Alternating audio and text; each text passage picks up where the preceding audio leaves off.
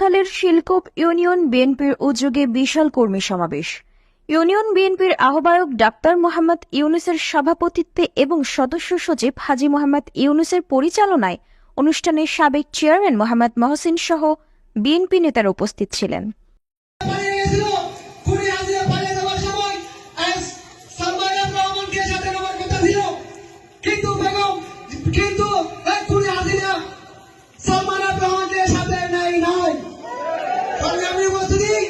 আমাদের বেগম জিয়া যখন জেলে গেছিল তখন আমাদের মহাসচিব থেকে শুরু করে আমাদের বিএনপির সকল নেতাবৃন্দ জেলে গেছিল।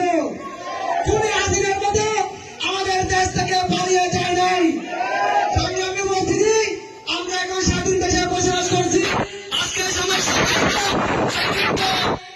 আমি বক্তব্য রাখছি, আপনারা সবাই একত্রিত হবেন। আমাদের শিল্প বিএনপি